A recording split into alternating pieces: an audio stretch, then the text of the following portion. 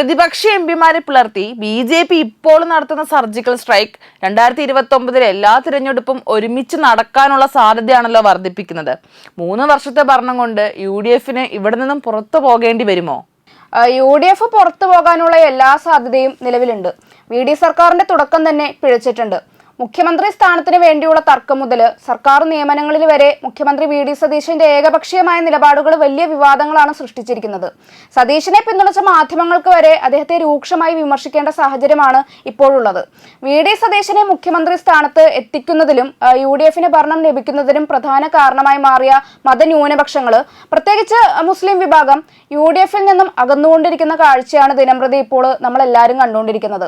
കേന്ദ്ര പദ്ധതിയായിട്ടുള്ള PM ശ്രീ പദ്ധതി UDF അധികാരത്തിൽ വന്നാൽ അറബിക്കടലിൽ ചവിട്ടി താഴ്ത്തുമെന്ന് പറഞ്ഞ ലീഗ് നേതാക്കളടക്കം നിലപാട് മാറ്റി മലക്കം പറഞ്ഞത് UDF അണികളെ പോലും കടുത്ത നിരാശയിൽ ആക്കി കഴിഞ്ഞിട്ടുണ്ട്. സമസ്ത മുഖപത്രമായിട്ടുള്ള സുപ്രഭാതത്തിന് തന്നെ സർക്കാരിനെ വിമർശിച്ച് ലേഖനം എഴുതേണ്ടി വന്നതും UDF സർക്കാർ നേരിടുന്ന പ്രധാന ഒരു പ്രതിസന്ധി തന്നെയാണ്. പിണറായി സർക്കാർ PM ശ്രീ പദ്ധതിയിൽ ആദ്യം ഒപ്പിട്ടെങ്കിലും പിന്നീട് CPI നിലപാട് ശക്തമാക്കിയപ്പോൾ നിലപാട് തിരുത്തി ഈ ഒരു പദ്ധതിയുമായിട്ട് മുന്നോട്ട് പോകേണ്ടതില്ലെന്ന് തീരുമാനിക്കുകയാണ് ചെയ്തത്. ഇക്കാര്യം അന്നത്തെ പിണറായി സർക്കാർ തന്നെ വ്യക്തമാക്കിയ ഒരു കാര്യവുമാണ്. അത്തരമൊരു നിലപാട് വീരശൂര പരാക്രമിയായിട്ടുള്ള VD സതീശൻ സർക്കാരിന് സ്വീകരിക്കാൻ കഴിയാത്തത് UDF-ന്റെ തനി നിറമാണ് യഥാർത്ഥത്തിൽ ഇപ്പോൾ തുറന്നു കാട്ടുന്നത്. മാത്രമല്ല, ലീഗുകാരനായിട്ടുള്ള വിദ്യാഭ്യാസ മന്ത്രി പോലും ഈ ഒരു പദ്ധതി നടപ്പാക്കേണ്ടി വരുമെന്ന് പറയുന്നത് ലീഗിന്റെ അടിവേര് തകർക്കുന്ന രൂപത്തിലേക്കാണ് ഇപ്പോൾ വളർന്നുകൊണ്ടിരിക്കുന്നത്. CPM BJP ഡീൽ എന്ന് വിളിച്ചവർ തന്നെ ആ ഡീൽ ആരോപണത്തിൽ കുടുങ്ങുന്ന കാഴ്ചയാണ് രാഷ്ട്രീയ കേരളം ഇപ്പോൾ കണ്ടുകൊണ്ടിരിക്കുന്നത്. ഇത് മാത്രമല്ല, ഇടതുപക്ഷം പരാജയപ്പെട്ടതിന് പ്രധാന കാരണക്കാരനായി മാറിയിട്ടുള്ള വെള്ളാപ്പള്ളി നടേശനെ ഇപ്പോൾ ആരൊക്കെയാണ് വീട്ടിൽ പോയി കാണുന്നത് എന്നതും നമ്മൾ കണ്ടതല്ലേ. ആഭ്യന്തരമന്ത്രി രമേശ് ചെന്നിത്തലയും അതുപോലെ തന്നെ മന്ത്രി ബിന്ദു കൃഷ്ണയും വെള്ളാപ്പള്ളിയെ സന്ദർശിച്ച് അനുഗ്രഹം വാങ്ങിയതും രാഷ്ട്രീയമായി UDF-നെ പ്രതിരോധത്തിലാക്കുന്നതാണ്.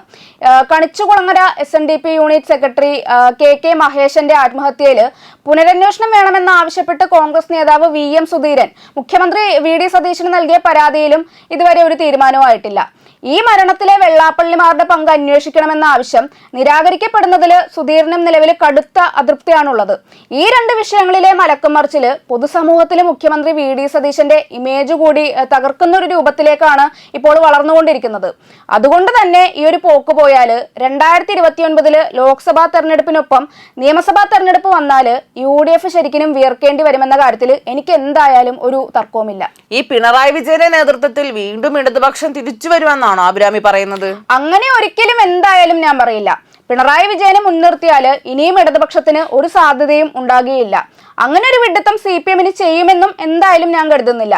അടുത്ത പാർട്ടി സമ്മേളനങ്ങളിൽ, അതായത് 2029 മുമ്പ് നടക്കുന്ന CPM സമ്മേളനങ്ങളിൽ വലിയ മാറ്റം എന്തായാലും ഉണ്ടാകും. നിലവിലെ CPM നേതൃത്വം മാറി പുതിയൊരു നേതൃത്വം വരികയും ആ ഒരു നേതൃത്വത്തിന് കീഴിൽ നിയമസഭാ തെരഞ്ഞെടുപ്പിനെ CPM നേരിടുകയും കൂടി ചെയ്താൽ തീർച്ചയായിട്ടും ഇടതുപക്ഷത്തിന് ഭരണം പിടിക്കാനുള്ള അവസരം ലഭിക്കും. NCP, ജനാധിപത്യ കേരള കോൺഗ്രസ്, കോൺഗ്രസ് S തുടങ്ങിയ ഘടകകക്ഷികളെ ഒഴിവാക്കി അത്തരം ഈർക്കിൽ പാർട്ടികൾക്ക് നൽകി വരുന്ന സീറ്റുകളിൽ കൂടി CPM മത്സരിക്കുന്നതും തെരഞ്ഞെടുപ്പിൽ ഇടതുപക്ഷത്തിന് ഗുണം ചെയ്യും. അതല്ലെങ്കിൽ എലത്തൂർ മോഡൽ തിരിച്ചടി വീണ്ടും അനുഭവിക്കേണ്ടതായിട്ട് വരും. ഏത് രാഷ്ട്രീയ സാഹചര്യത്തിലും CPM-ന് വിജയിക്കാൻ പറ്റുന്ന കോഴിക്കോട് ജില്ലയിലെ എലത്തൂര്, കണ്ണൂർ ജില്ലയിലെ പയ്യന്നൂര്, തളിപ്പറമ്പ് തുടങ്ങിയ ഉറച്ച CPM കോട്ടകൾ ഇത്തവണ നിലംപൊത്തിയതിൽ വെള്ളാപ്പള്ളി എഫക്റ്റിനും CPM നേതൃത്വത്തിന്റെ ധിക്കാരത്തിനും ഒപ്പം തന്നെ സ്ഥാനാർത്ഥി നിർണയവും നിർണായക പങ്ക് വഹിച്ചിട്ടുണ്ട്. അതുകൊണ്ട് അടിമുടി നയത്തിലും നിലപാടിലും CPM മാറ്റം വരുത്തിയാൽ 2029 അവർക്ക് തൂക്കാൻ പറ്റും. അതല്ലാതെ ഈ ഒരു സൈബർ അന്തംഗമികളെ പോലെ CPM നേതാക്കൾ ഇനിയും പെരുമാറിയാൽ പിന്നെ ഈ ഒരു കേരളത്തിൽ പോലും ചുവപ്പിന്റെ പൊടി പോലും കാണില്ല. ധിക്കാരപരമായ സമീപനം, പിടിവാശി, ഏകാധിപത്യ ശൈലി എന്നിവ ഏത് നേതാവിന്റെ ഭാഗത്തു നിന്നുണ്ടായാലും അത് ജനങ്ങൾ എന്തായാലും വകവെച്ച് തരികയില്ല എന്നതിന് ഈ ഒരു തെരഞ്ഞെടുപ്പ് തന്നെ വലിയൊരു ഉദാഹരണമാണ്. പിണറായി വിജയൻ വില്ലനും സതീശൻ നായകനുമായത് പിണറായി വിജയന്റെ പെരുമാറ്റം ഒന്നുകൊണ്ട് മാത്രമാണ്. അത് തുറന്നു പറയാൻ CPM നേതാക്കൾ തയ്യാറാവാത്തത് കൊണ്ടാണ് ഇന്ന് ഈ അവസ്ഥയിൽ ആ ഒരു പാർട്ടി മുന്നണിയും എത്തി നിൽക്കുന്നത്.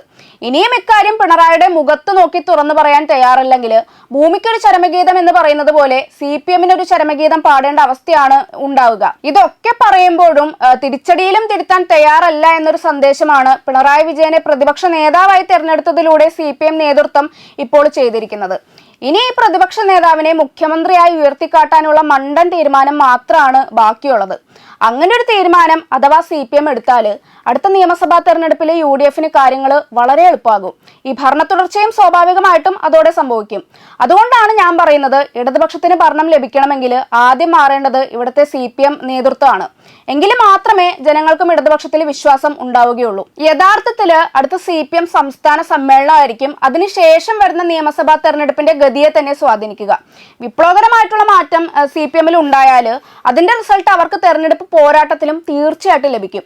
VD സതീശൻ നേതൃത്വം നൽകുന്ന UDF-ൽ നിന്നും വലിയ അത്ഭുതങ്ങൾ പ്രതീക്ഷിച്ചല്ല, മറിച്ച് പിണറായി നേതൃത്വം നൽകുന്ന സർക്കാരിനെയും ഗോവിന്ദൻ മാസ്റ്റർ നേതൃത്വം നൽകുന്ന പാർട്ടിയെയും മടുത്തിട്ടാണ് CPM അനുഭാവികൾ ഉൾപ്പെടെ UDF-ന് ഇത്തവണ വോട്ട് ചെയ്തിരിക്കുന്നത്. ഈ ഒരു നേതൃത്വം മാറി പുതിയൊരു നേതൃത്വം വന്നാൽ തന്നെ ഈ വോട്ടുകളിൽ നല്ലൊരു പങ്കും തിരിച്ചു വരുമെന്ന് തന്നെയാണ് ഞാനും വിശ്വസിക്കുന്നത്.